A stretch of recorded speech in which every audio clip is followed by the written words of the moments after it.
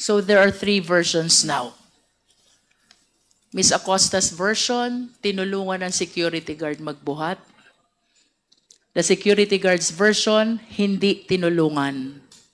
And your version, you were provided with trolley. How many bags were placed in the car where you seated? All 4 bags were placed inside the car that I rode in. Is that so? Yes, that's correct. That's another contradiction to the statement of Ms. Acosta. Your Honor, if I may, if my memory serves me right, Ms. Gina wasn't able to mention where the bags were placed. No. What she said, kung ma-hold up yung isa, may tira pang isa. Which leads me to one conclusion, that the 4 bags were parted between the 2 vehicles. Otherwise, she will not be saying na may matitira pang isa kung sakaling ma-hold up yung isa.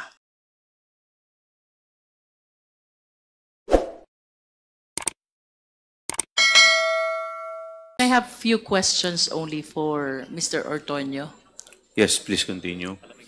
Mr. Ortonio, would you confirm kung may vault nga sa OVP, specifically in the extension office of Ms. Acosta?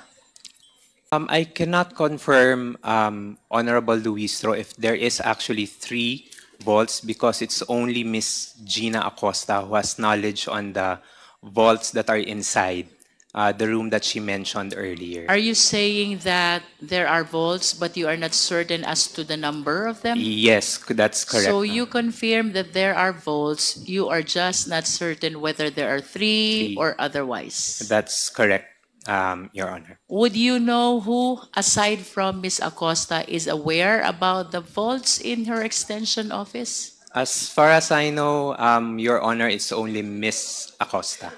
It's only Ms. Acosta. But how then did you get an idea that there are vaults, only that you're not certain about the number? I knew about the vaults, Your Honor, because of the fact that she is the special disbursing officer and that there are funds that were going to be placed in the office. That's as far as I know. Is it automatic that if the person is the SDO, she has to be in her custody vaults where she can secure the money? Yes, that's my understanding po. So, are you inclined to believe na ang mga SDO, normally they're keeping vaults inside their office? It can be keeping vaults, Your Honor, or cash, parang cash register, or a safe place where they can place their the money that are entrusted to them. Mr. Ortonio, since you were named by Ms. Acosta as the one who was with her during the time that she encashed the check, can you please walk us through? Paano po ba kayo nag-encash ng cheque? Let's start with paano ho nakapag-prepare ang Land Bank Show Boulevard that amount of 125 million, which I believe is beyond the normal cash that they're maintaining in their vault? Based on the information that I know of, first is that the cash division informs Ms. Acosta that the check is already available and that it's ready for encashment. Who heads the cash division? At that time, it's Ms. Carmelita Warren. Carmelita Warren. Okay. Please proceed. Yes, after the information to Ms. Gina Acosta that there's already a check and ready for encashment, at that time, nung first time that she withdrew the money, she messaged me. She approached me, sorry. She approached me and then asked if I can accompany her. And then... how many times have you accompanied Ms. Acosta? As far as I can remember, in all of the withdrawals that she have, the times that she withdrew money from the bank. So since she is an SDO for confidential fund. You're referring to the withdrawals of confidential fund. Yes, that's correct, Your Honor. Would it be correct to say that for the OVP, 4 na beses mo siya sinamahan? And that pertains to the 125 million of the last quarter of 2022, and then 125 million each for the 3 quarters of 2023.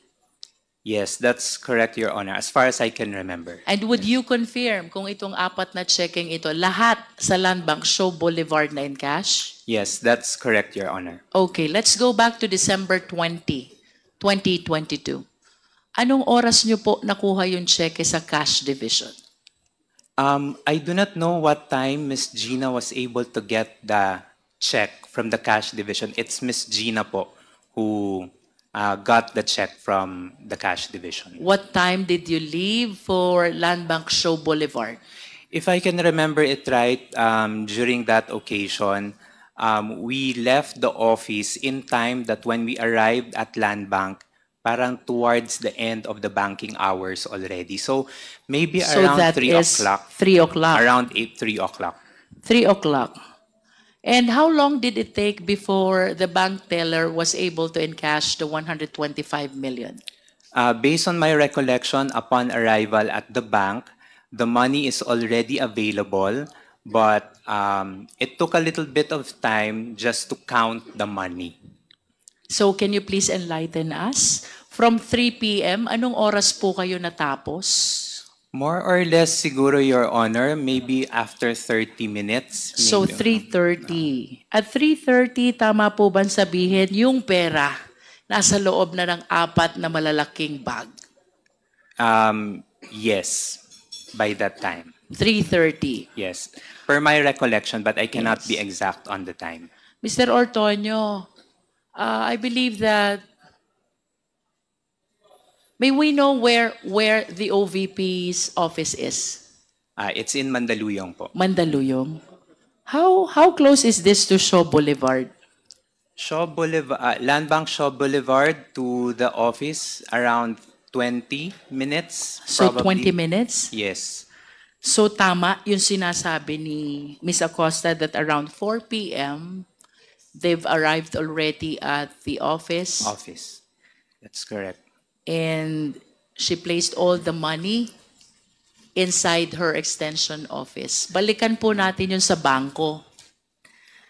There are contradictory statements po. Ang sabi po ni Ms. Acosta, tinulungan po sila ng mga security guard magkarga ng 4 na bags sa inyong 2 sasakyan.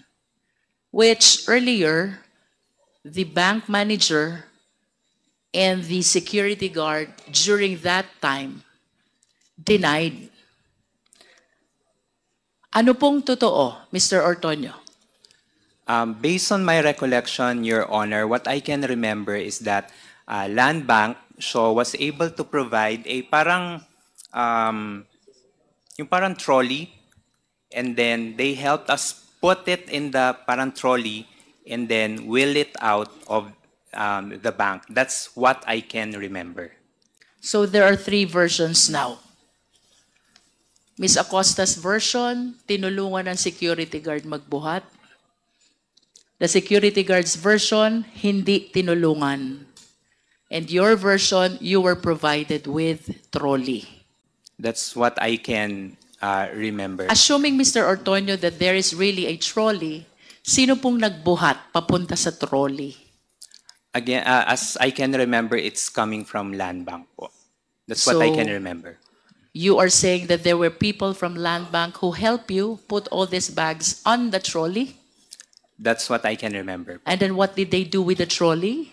They wheeled it out of the bank and then helped in transferring to the vehicle. Who actually placed the bags from the trolley to the vehicles? Unfortunately, Your Honor, I could not remember. At the time that it was placed inside the car, I think I was still inside the bank. So I really Why could not were you remember. inside the bank?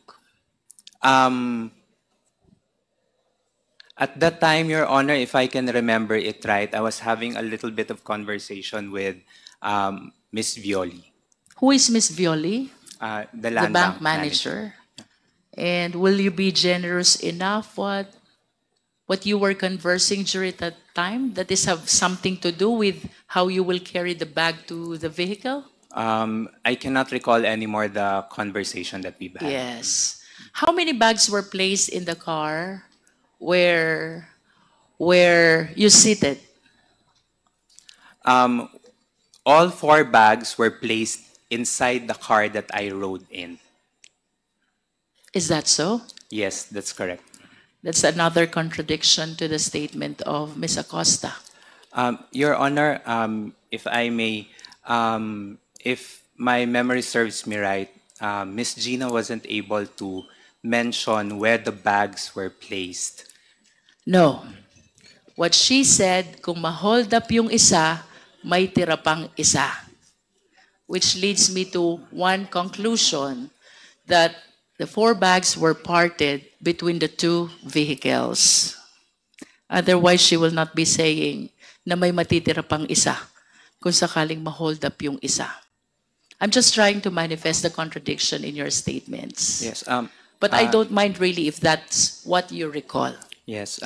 Respectfully, Your Honor, that's what I recall. And Ms. Gina wasn't really able to mention which vehicle the bags were placed. And do you confirm her statement that you separated in 2 cars? Yes, that's You correct. seated in Your Honor. one car and you seated in the other car.